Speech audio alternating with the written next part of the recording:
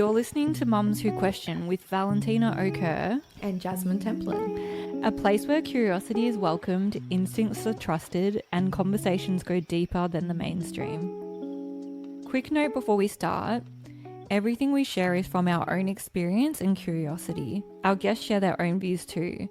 Nothing on this show is medical advice. Please always consult a qualified health professional before making changes for yourself or your kids.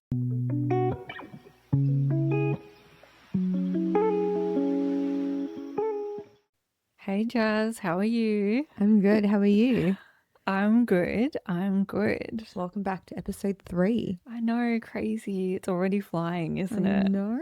I feel like we're still rookies. We definitely are, although very excited that we do have a special guest coming on next week. Yes, we do. Very exciting stuff. So in this episode, we are going to share our experiences and thoughts about postpartum anxiety and depression.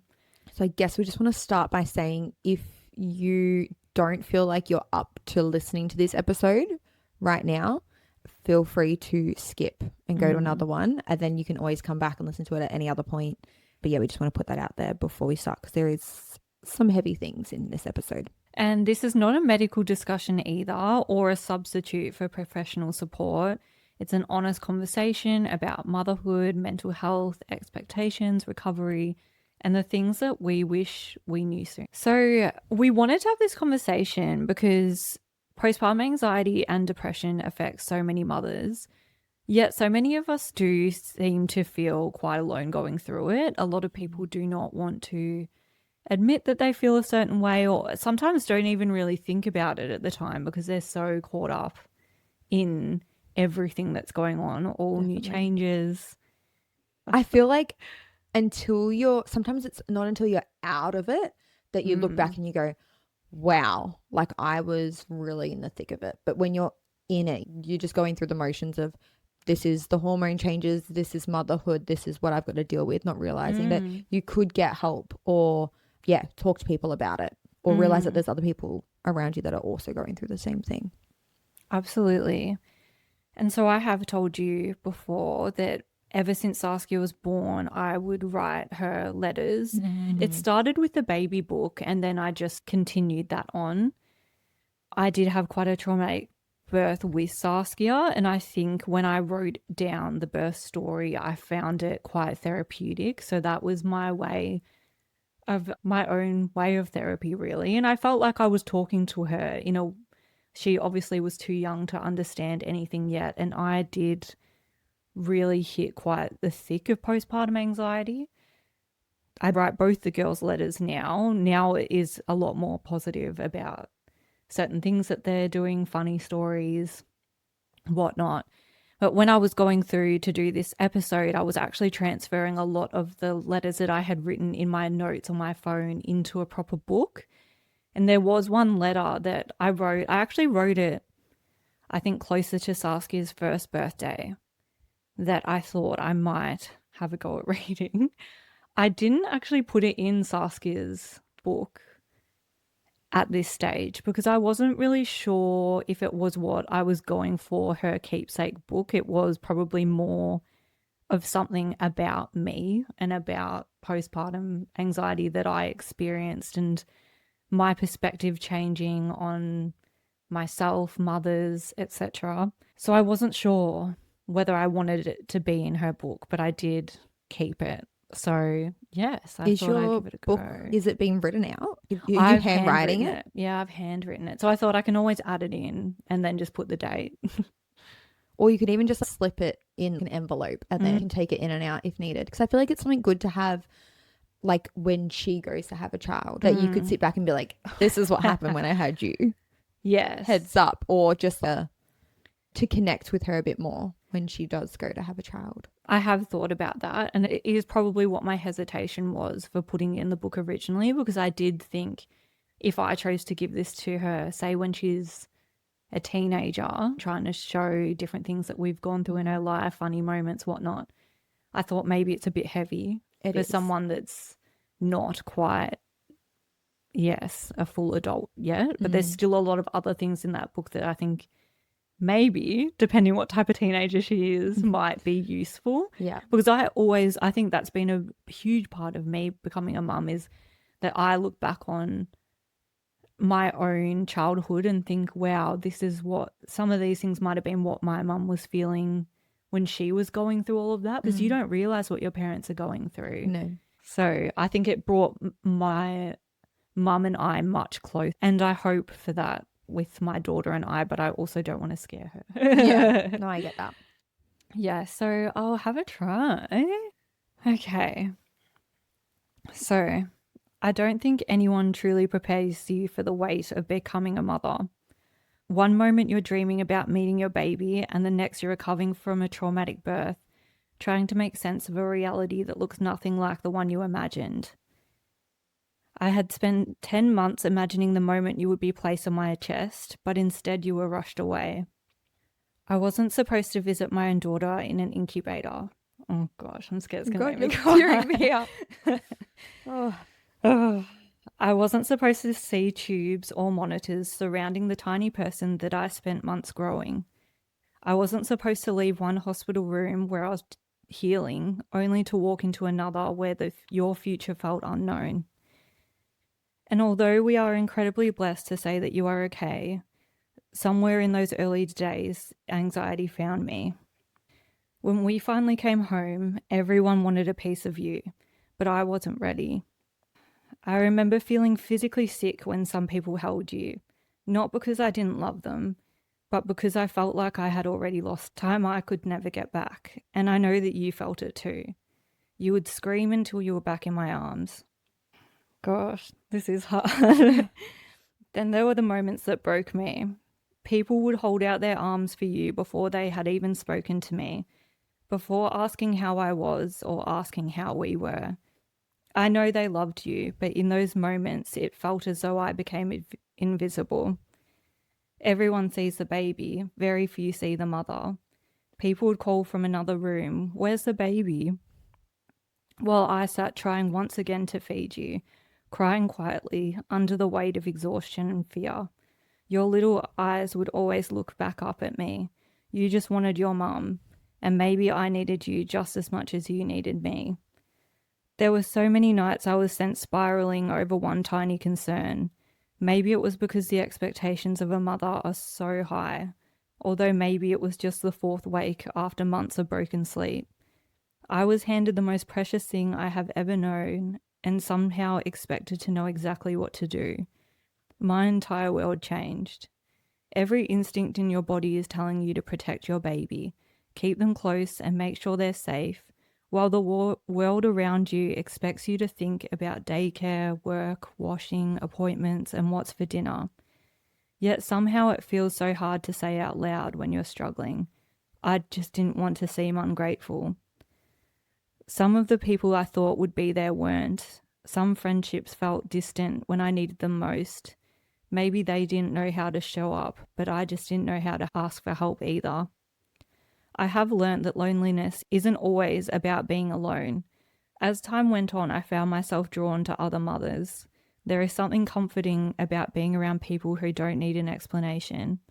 People who know what it feels like to leave the house and consider it an achievement simply by everyone making it out the door.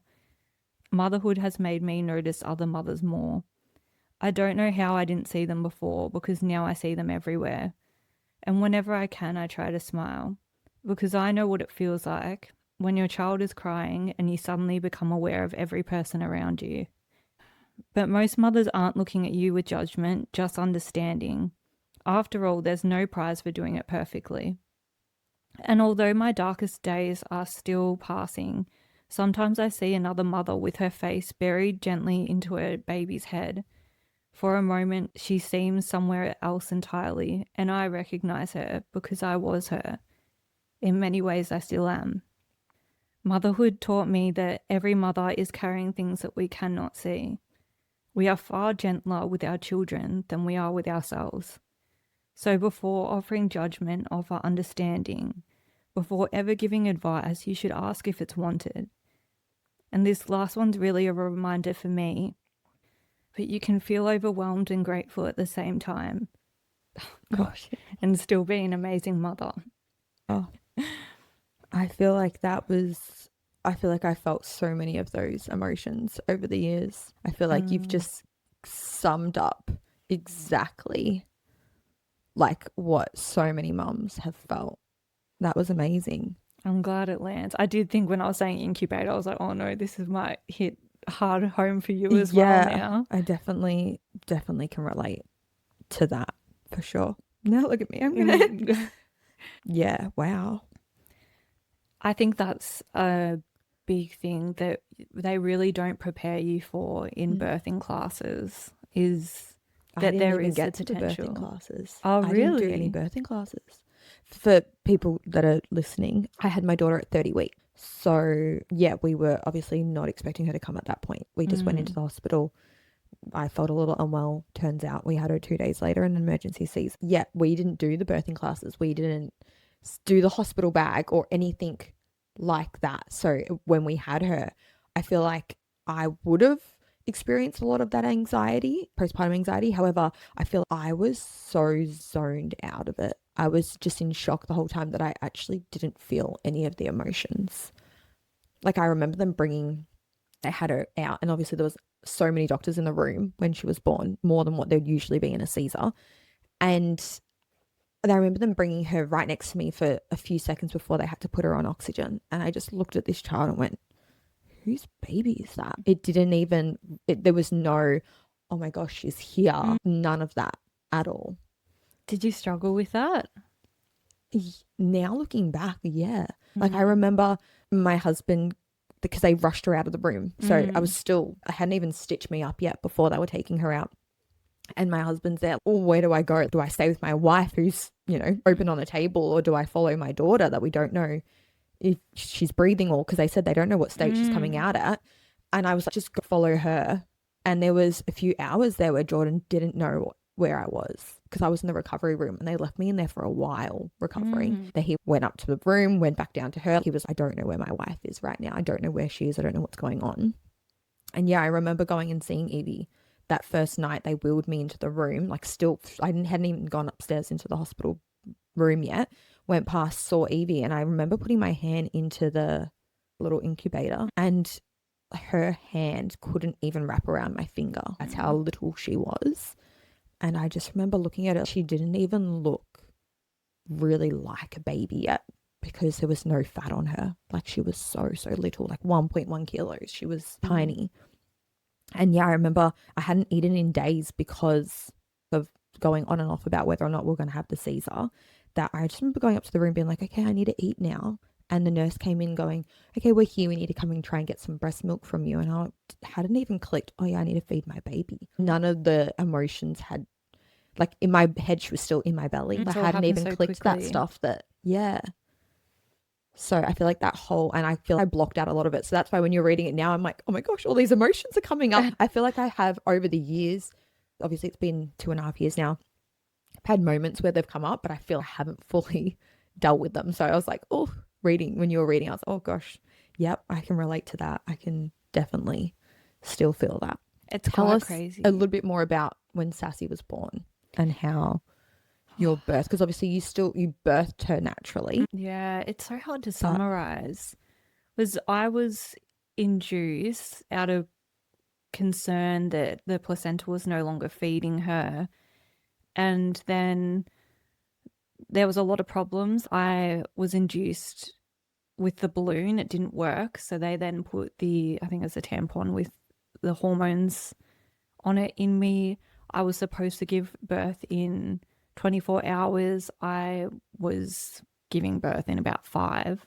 No one really believed that I was in labor. And so maybe this was a problem for the birth and Saskia, was that everything was delayed. The hormones probably should have been taken out of me much sooner than they were. I eventually said to the midwife, if this is early labor, I can't handle it. I need an epidural. I was screaming at Ada at the time to push down on my back. He always makes jokes about it because I could not handle it and I felt it entirely in my back. And anyways, by the time they got me to the room, they got me an epidural. and they looked at me and I was already 8 centimeters and her heart rate was not good. It was going up and down and everywhere. And I don't really know, to be honest. I have never really looked into it too deeply because I didn't like the amount of intervention that I had. And I think I never wanted to really know the full extent of it because I thought it would probably make me more upset about the experience. But yes, her heart rate was all over the shop. They were very concerned about it. They wanted to go to C-section. They mentioned forceps. There was a lot happening. But remember, I wasn't supposed to give birth yet. So they were giving me Valiums to put me to sleep. So I was also trying to stay awake. So they're throwing water at me, trying to tell me to push. This is summarizing it. It was such a chaotic story. But anyways, I did push her out pretty much in the last minute because they were about to go to another way of getting her out. And when she came out, they put her on my chest and she was blue. And I remember saying to the nurse, is that normal? Because you always see in the movies that they cry. And that was what I didn't actually do my full birthing class, but I did know that Everyone a says lot you of the wait for time they'll cry. Yeah. Yeah. And so, yes, the nurse originally was a bit like, oh, no, she's all right. And then suddenly they just said, oh, no, I don't think she is. And I just remember they took her off me and they hit the buzzer, the code blue, and like 20 people were suddenly in our room. It was, yeah, insane. They took her straight out. Similar thing, Ada didn't really know which way to go. Yeah. He did end up going out. He was also very disoriented. Similar thing. We were in the hospital all day. I was supposed to give birth that morning, then 24 hours, and then they'll try and tell him to leave. And I was like, no, I'm giving birth. You can't leave. Yes. Just to put out that it was during COVID times. That's why he was being told to leave and stuff. Is that right? It was just after. So you were allowed 2 people in the room, but technically you weren't supposed to have people staying overnight, like a visitor or a partner.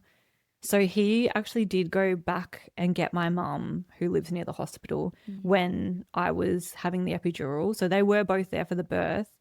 But even I think my mum was a bit taken back by the amount of chaos because there was lots of midwives in the room too because of a lot of the different factors there. Yes. And when important part of the story would be that I also did tear slightly, so I was being sewn up, and they did give me the epidural but didn't work properly. So it helped the pain, but I could still feel. Worked to my benefit really because I was able to stand up. They were trying to wheelchair me into see Saskia. I remember I waited about 10 minutes and I was like, I can walk, I'm going. And I walked through, and even it's quite funny, someone in my mother's group, I find out months later, was actually in the room next door to me. Oh, wow. And I found this out because she spoke about how this girl had a very traumatic birth and that she was supposed to get the wheelchair. And when I walked out, all the nurses started cheering because they couldn't believe that I was just walking to go see my child. Yeah. And she was telling this story. It was so funny because I was like, oh my gosh, that's me. Are we all doing this? Was that story about me? Yeah. And our daughters were actually born 2 hours apart, which is crazy. The strength of a mum. Yes. But it was like that. You just don't even think. And like you have said, that you don't even have time to think about your own emotions because I was just I want to see my child.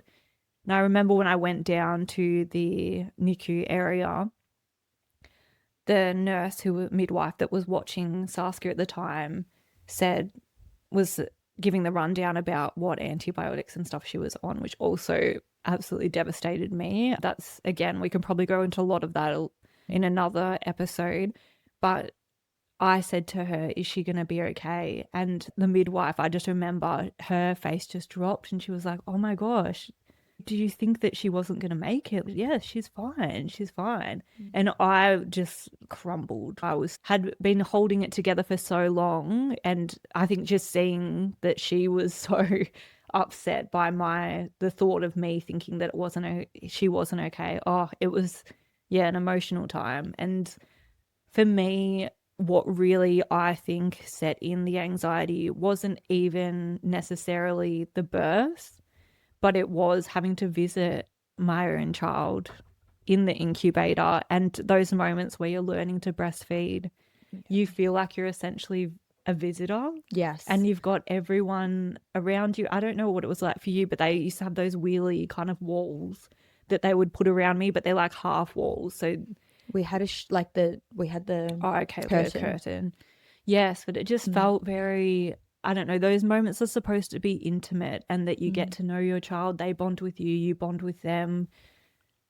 I felt that was really hard for me. And because it was over COVID times, Ada wasn't in the hospital a lot of those times, that already healing, huge hormonal drop postpartum, now visiting your own child, the combination of those things just was not good for me. Yeah. At all.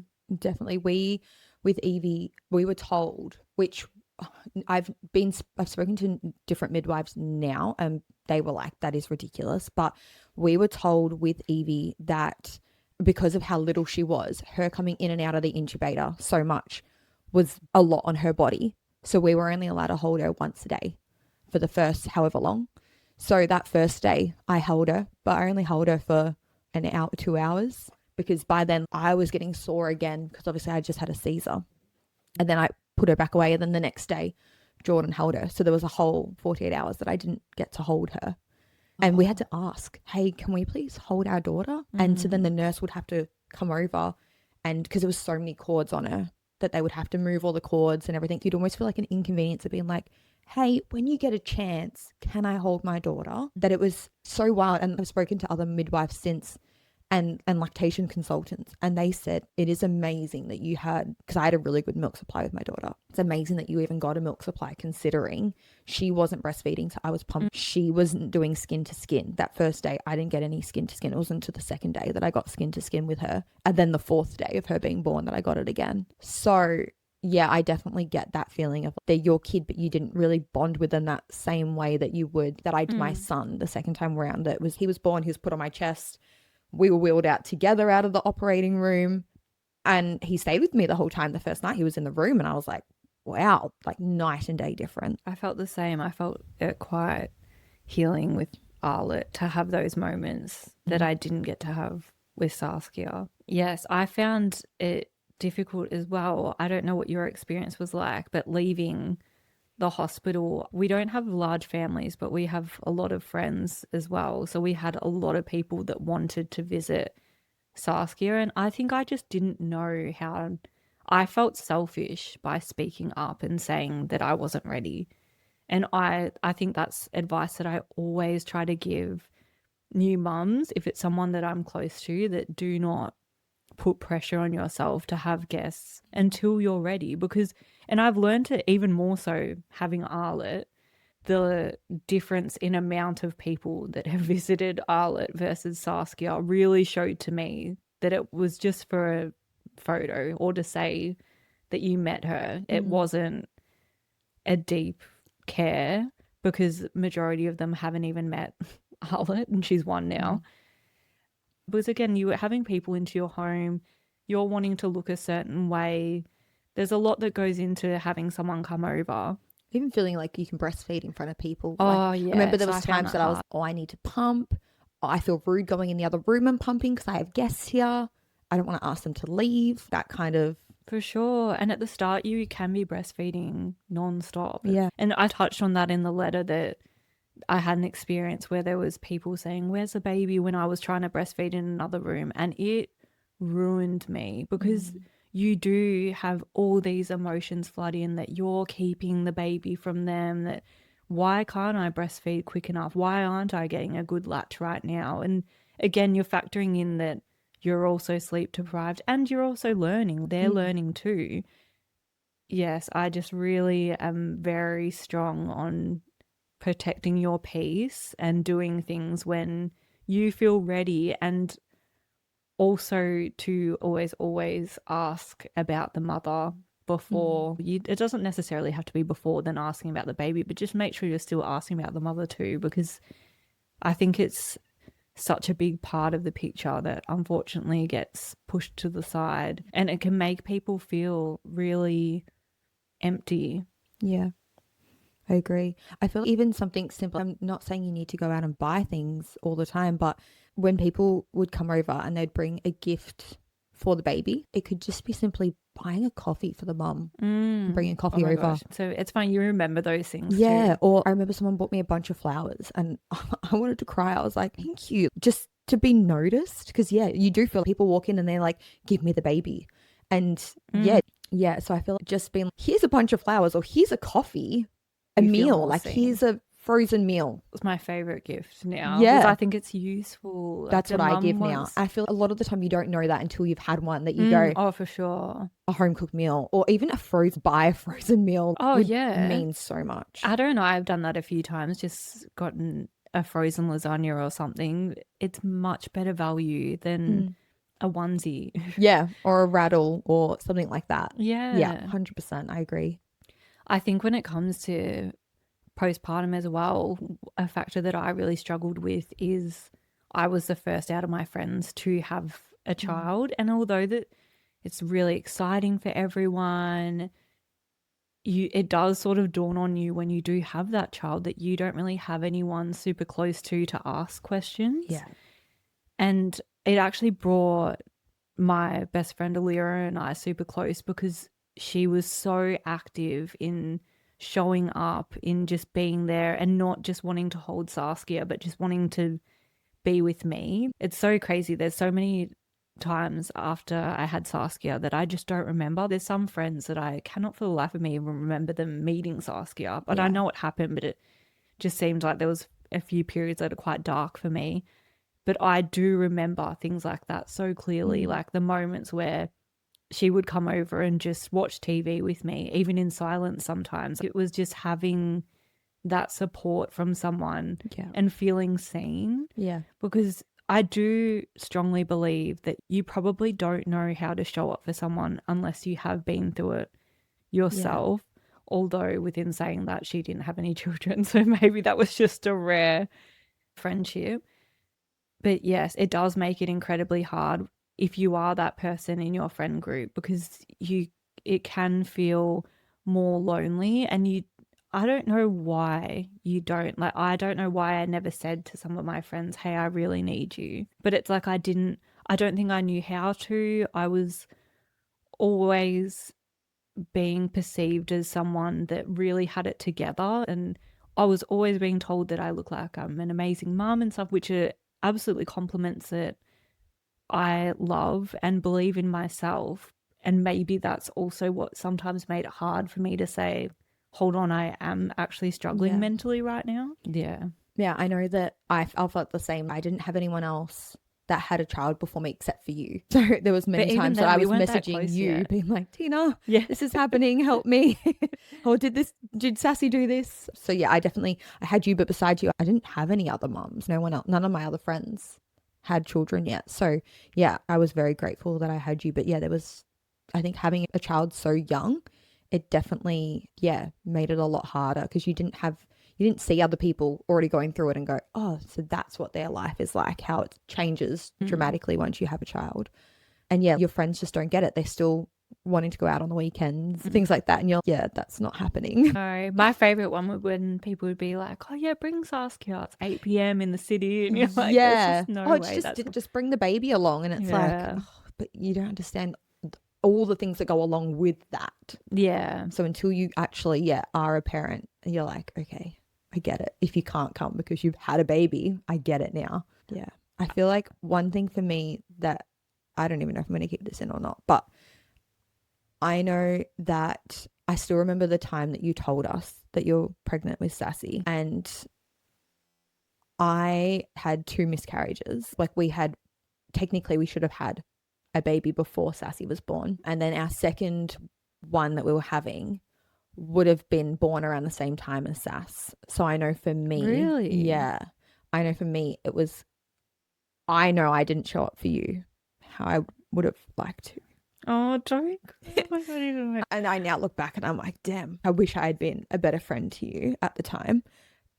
But it was such a hard point for me to see anyone with a baby being pregnant, any of that, that I was like, I know it took a while for me to see Sassy, and now it doesn't even cross my mind anymore being like, oh, I should have had one older than Sassy or anything. But I do remember before I had Evie being like, wow, so that's how big Sassy is. That's how big our one would have been, kind of thing. I was very much doing that. So I know I didn't show up for you like I should, and I'm sorry for that. Oh, don't be sorry. I actually totally understand. I remember I was really scared to tell you. I remember when I did announce it to you girls, we weren't that close, but we were in a similar group of 4 of us. Yeah. But we didn't catch. We were work friends. Yeah. We were work friends that we would meet up as a group, but there were like little friendship groups within that.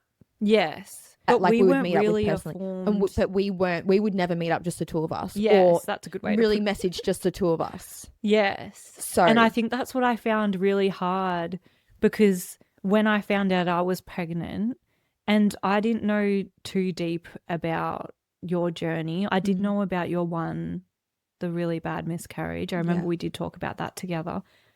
And I remember, yes, I wanted to announce it and I wanted to have you all included in that moment. And I did film it, and I was so scared about it because I didn't know how that was going to come across for yourself.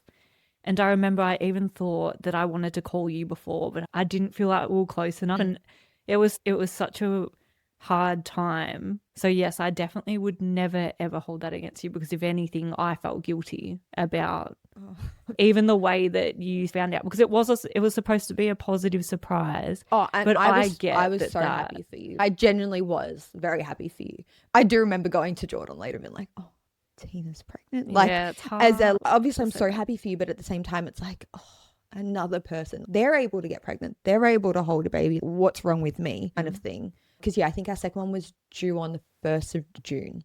So wow. Yeah. So that would have been a month before. Yeah. Yeah. So it was like pretty close in timings. Very. Yeah. It was quite hard to see that whole journey with you. And then when Sass was born and Evie wasn't here. Once Evie was here, I was like, I've got mine. I'm good. Like, obviously, I still think about the 2 that I've lost. However, Evie wouldn't be here if one of those were That's here. A good way to think about it. Timing wise, Evie's here, and I'm so lucky that I've got her. So I don't. Yeah, it's a bit different now. But obviously, before you have that child, you remember the dates of the ones that you lost and things like that. I'm sure that will be really relatable for a lot of people going through it. Yeah. 'Cause yes, I think for both of us, our second was a little bit healing. Oh, definitely. And I think, again, that we had more established connections and with each other. You just felt so much easier going into it, because I'm a strong believer that raising a child shouldn't be on its own, like how they say it takes a village. But I do also believe that you can choose your own village, and you should, especially being a mum, you should be spending time with people that make you feel happier, lighter. You feel safe, your children feel safe, you don't feel judged, because you've got so many things going on in your mind trying to keep these little humans alive. You don't need time around people that are going to bring you down or make you feel judged. It's not worth it. Honestly, it's not. Life is far too short. Yeah, there's way too much outside noise, and people in public trying to give you advice on if your kid doesn't have socks on, and it's things like that. Yeah, I think you definitely surround yourself with a village of people that are positive, and yeah, I completely get that. I guess for someone going through this that is currently in the thick of it, what piece of advice would you give them? I think it would be to protect your energy and to really make sure that you are keeping in contact with people that you trust. And as I said in the letter, that don't feel guilty about feeling overwhelmed as well as grateful, because the 2 can exist at the same time, and that doesn't mean that you're a failure in any way, and that you really, if anything, if you do speak up, you're giving people the opportunity to help you. Because I think for my own journey, a lot of people, even if they're listening to this, probably don't realize that I went through what I went through and how bad my mental health was getting at some points, 'Cause because I you don't had go on such a social good. media. You don't show No, that. So if you know a mum that's just had a baby, check in on them. You have no idea what's going on behind closed doors. No one's going to post the video of them crying, trying to get their baby to sleep. They're only going that's to, right. they're just going to show you the photo of this child babbling or rolling or whatever. That's right. And that actually reminds me, I remember when Saskia was quite young, I mentioned it in the letter as well, that I had her sitting on my lap and I was out at a play center, and I do it quite often where you have your nose sitting above their head and you're almost breathing them in. And a mum was talking to me and she mentioned to me that she noticed that I was doing that earlier. And she said that she's known it to be an anxiety thing, and it's something that some mothers do to almost try regulate, because I guess it's almost like skin to skin in a way. And yes, it has made me realize how many other people do it subconsciously. So yes, I think admitting isn't a failure in any way. Not at all. Yeah, I think reaching out to people, asking for help, I think even just, I felt just telling my family, this is how I'm feeling. I'm just going to word vomit to you of exactly what's going through my mind. And then they can give you a different perspective or say to you, I know that you thought that was bad, that it took so long to put your daughter to sleep, but it could have been because of XYZ. She could have been teething or things like that. Just giving you it might not have been something that you personally were doing wrong. It could have just been the space in general. It was noisy, or they were a bit warm in the area, or just things that you don't necessarily think of. You just go, oh my gosh, it took so long. I must have done something wrong. For sure. I think, yes, advice where warranted is amazing. I just lastly wanted to touch on, when were the moments that you felt you began to feel more yourself as a mother?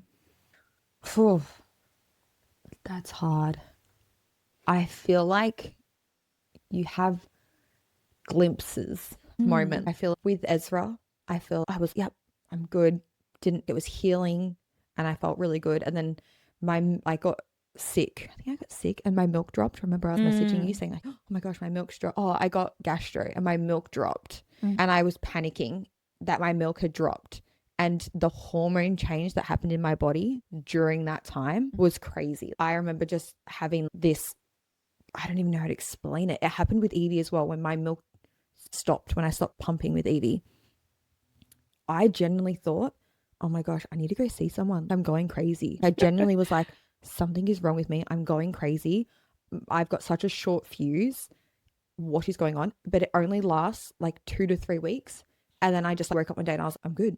There's nothing wrong. That's what happened with Evie. So this time when it happened, I was, oh my gosh, it's happening again. And I was able to recognize that's what happened and I was able to get out of it. So I just need to get through these 2 weeks. And then my milk came back up with Ezra after I went crazy with food and water. And it came back up and then it mellowed out again. But yeah, I would say it took me a good 6 months with Evie to feel, okay, I'm good. I've got this. And starting to actually feel like myself again. But I had preeclampsia. I had severe preeclampsia. So I feel the recovery from that took a lot longer than what a usual recovery would from a pregnancy. But what would you say? What was your moment that you looked? I'm probably the same as you, that I don't think that there was a defining moment. With Saskia, I think a lot of it was time. I think looking back on it, it probably wouldn't have hurt if I did seek professional help, because I wasn't very good at asking people around me for help. And so I probably should have. But as we touched on, I didn't really realize how bad I was until I was past it. Yeah.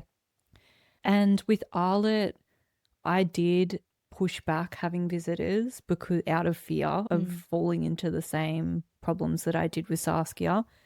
And I really do think that was the best thing that I could have done for our family, because I was much happier. I was much more present. There's still, don't get me wrong, a year postpartum now, and I still do believe that it takes longer than 3 months to settle from having a baby and feel more yourself. I think even now I have days which are difficult, but worlds different from what it was like with Saskia. Yeah. That's another piece of advice I would also say for new mums. is to try the mothers group. Yeah. I am still friends with one person from my mother's group. At the time, I did have two really awesome mums that I met from the mothers group. A lot of the rest of them didn't stick, but really, you only need one person to bounce things off, to ask questions. So I do think it's worth trying. And on that though, I would say with me, the mothers group I got put into originally was, so my daughter was born in November. It was babies from end of October to start of Jan. And my daughter wasn't meant to be born until the end of Jan. And because of all the preemie things, she was a bit behind on the rolling, the sitting, standing, all of that. So I remember going to these mum groups and it was lovely. The first few groups was, this is great. I felt, okay, I'm being heard. Other mums are experiencing what I'm experiencing. But then I actually felt that it was giving me more anxiety going to these groups because I would come home and cry to my husband, oh, these babies are all crawling and Evie's not, or they're all sitting and Evie's not, or they've rolled or whatever it is. And I was comparing Evie to these babies, but they're also like 2 kilos heavier, a month older, or like really adjusted 2 months older than Evie. So when we moved, I reached out to my local council that had play groups. And when I started at that place, all the babies, Evie was one of, she might have been maybe 6 months older than all the other kids there. So then she was older and was doing all the same things or more than what some of the kids were doing. So I stopped comparing her to them. So that was healing for me, where I found the mothers group was great, but it did give me more anxiety. So if you do find that you haven't clicked with the group, or if you have a preemie baby, try another group. Just keep trying. So I do think having that mothers group definitely helps, but it can obviously cause issues like it did for me. I think we should leave that one there. Yeah. We've gone quite deeper than we thought we were going to as well. A lot deeper. Yeah. Gosh. I do just want to say, if today's conversation brought up difficult feelings or experiences for you, please know that support is available. There is Lifeline on 131114 or Perinatal Anxiety, Depression Australia, PANDA, which is 1300 726 306. There is also a lot of other awesome companies out there available. I do highly recommend that you look into them. And yeah, we're really excited for our next episode. We have our first guest. Yeah. You want to say who it is? Like we should hint holistic dentist. We'll talk about mouth breathing and children's dental health in general. Yeah, it will be really interesting. I think this will be one that you do not want to miss. Yes. All right, until next week.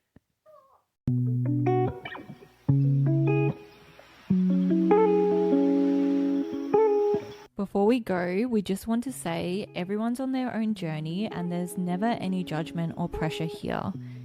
Whoever you are and wherever you're at, this space is simply about starting conversations, sharing perspectives, and making information more accessible for the people who are looking for it. Take what resonates, leave what doesn't, and know that you're always welcome here.